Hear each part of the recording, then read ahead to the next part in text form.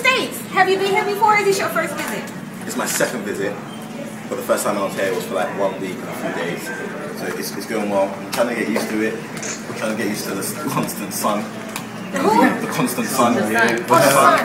And the lovely weather. But yeah, it's going well so far. The lovely weather? Yeah, it's nice. Say that again. The lovely weather. Oh. Oh yeah. And you're 19, right? Yeah, I'm 19. Why do you? You are 19, so tell us about your journey in action. How old were you? I've been acting ever since I was like 5 years old, but I'm known Macaulay Culkin and it was strictly unprofessional. I've been acting professionally for like, it should be 2 years and a bit. And I've been auditioning for Star. This is the first film I auditioned for and I got. So, you know, it's a great opportunity. And ever since then I've just been auditioning and going up for roles and basically hustling into acting, trying to make ends meet, trying to make things work. And, you know, God willing, it's kind of blown up now. So. Great job. You said this is your first film that you auditioned for? Yeah, it's my first film, yeah. Like, what was it like playing in a film like this? Because, you know, you got humor, action, yeah, violence, a whole bunch of stuff was going on in this movie, and you had to attack all this at the same time. It was fun. We had support from the production company, Big Talk, and obviously it was Joe's first time, it was the cinematographer's first time. So we kind of just worked together, and it was an ensemble thing. You know, I wasn't there by myself. I didn't feel as if I was taking the weight of the whole movie per se. But, you know, it was easier than it should be, really, because I had so much support. What was your favorite part about recording the film? My favorite part? I loved the peanut butter and jam paninis.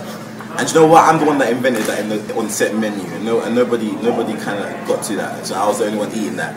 And you know, I enjoyed that. I enjoyed the Red Bulls and the late nights, you know, riding around on our BMXs past the hood and just being like, blah, blah, blah.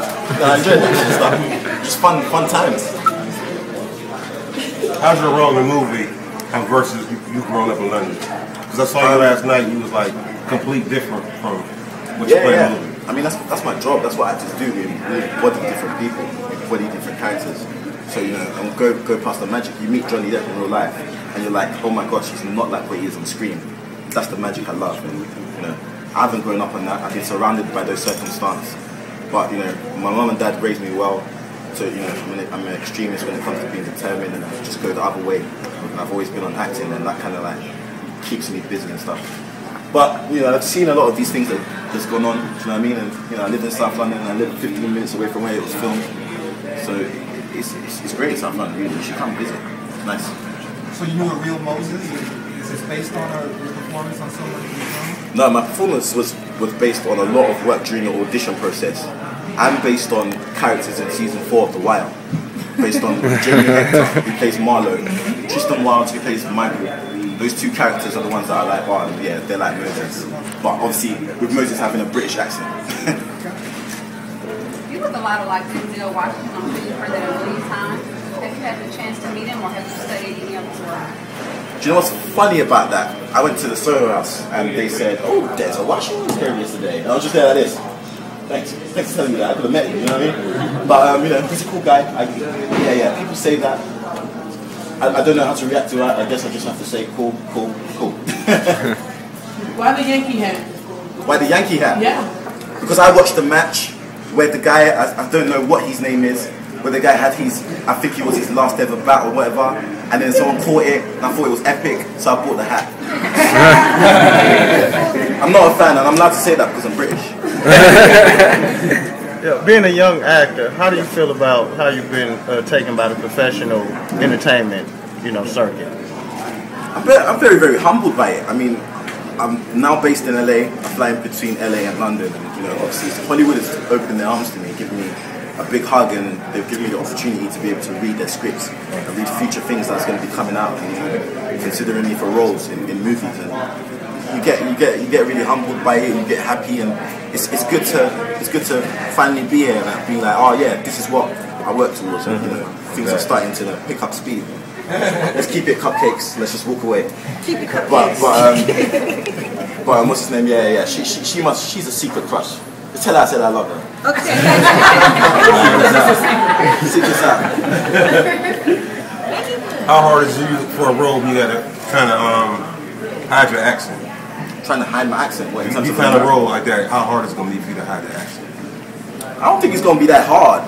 I think it's it's going to be quite easy, you know. I've been watching your films ever since I was a kid. And you know, I watch Boys in the Hood, I watch all those films, and then you just copy it. And, you know, season 4 of The Wire. The first time I watched season 4 of The Wire was when Marlo was on the screen and my boy Melanie was watching it. And there was a scene where Marlo was just like, "You put my business out on the streets. My name is my name." And I was just like, "Damn, yo!" Do you know what I mean? You just start copying the accent, and you know, I think you know, I'm practicing and practicing. It should get better. Let me ask you, I noticed in the film that there was a lot of American hip-hop influence in the characters. You got friends like Brixton and stuff like that, so I know that a lot of the things that you guys do and say like comes directly from the music, like the actual lyrics and stuff like that. Y'all depicted it, you know, heavily in the film. Yeah. How close to reality is that depiction of how influenced the youth are? You know, the verbiage and behaviors and the characters, the way they dress and all that, like by hip hop in America. I think that every state and every hood has their own certain type of swag, and obviously in London we've been influenced. We've lived throughout the Biggie and the Tupac stages, and we've got that kind of, you know, we've watched your films, and you know, I don't know how it originated, but that's where I was born into, and you know, that's our swag. We have another side, we have a British side. You may get a different side in East London than you get in South East London, and that's all just kind of incorporated by probably listening to music and experiences around our place, around our hood. Some of the experiences are from, you know, up and coming rappers and the way they go on. It's just a British thing. Do you know what I mean? And obviously, yeah, growing up on American stuff, growing up in American movies, you watch that, and you know, certain people, you know, copy the words. Like, I don't know if you guys know what "allow it" means and stuff, but we got our own thing going on at the same time. So I think it's a fusion of both. Do you know what I mean? Yeah. What does allow it? Allow it means don't do it. Allow it is the complete opposite. In simple terms, it will mean allow yourself not to do that, please. Do you know what I mean? In simple terms. But just say allow it. So is that current? Is the dialogue, the kind of localisms you guys are using? Is that all current stuff? Yeah. You go back to Peckham now. You fly to Peckham now, and it'll be like, "Oh, yo, what's good, fam? What's good? What do you want? Cool. Nah, man, jam that shit, fam. Oh yeah, you good? You know what I mean? It's that kind of swag. Jam that. Jam that. Stop it. So everybody is asking about American hip hop in London. Mm-hmm. What do you think about London hip hop? And when I say Estelle, yeah, well, Estelle's an up and coming artist who's done very, very well, and I know she's moved stateside now, right? And yes. I've watched the documentary about her on BET, and we think it's cool that, you know, you guys are getting to experience our music and our side, and that's why with Attack the Block, I'm proud that you guys get to see it, because one thing I was kind of like anticipating, the fact that how was American audiences, especially young teenagers, how are they gonna like react to seeing our side? Because we've always seen, you know, your kind of youth culture. We've always seen that. We've always been exposed to that. But you know, I'll ask an American friend. I'll be like, yeah, I'm just out and about. And they'll be like you guys, like, there's hood people in London. Like, we thought it was all cupcakes and tea with the Queen, and we're just like, nah, man, nah. It's a different world out there. So I'm happy that, you know, Attack the Block is kind of showing that, and you get like a badass Asian film at the same time. How do you feel about the current state of London and what's going on now? I think it's very upsetting. It's actually affected the area where I live, is in Peckham, and I think it's upsetting, but I think it's good. I think, you know, I have to say a big thank you to the young people out there that are taking their brooms, taking their, you know, bags and going out there and cleaning their communities. The media doesn't cover that. They don't cover the positive. Can you explain to us what it is that's going on? What is this going on? Yeah, what exactly? In the UK. Well, no, why?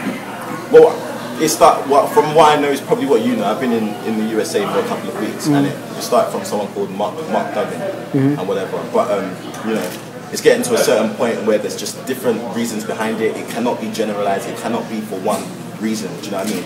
So, you know, I just hope it gets better. And as I was saying before you interrupted, that I have to say thank you to the young people back in London that are getting their brooms, that are going into their houses and cleaning up their communities. The way young people are being portrayed in those tabloids is as if it's complete negative. And I know people that are going out there and are making a difference and that are sharing positivity. So I have to say thank you to you lot. And if I could be in London, I would. In the film, you all had a little bit of racial tension with the lead character, and I liked how it was kind of honest to the fact that it took a long time for you all to like develop a friendship. Can you like draw on any personal experiences did you have?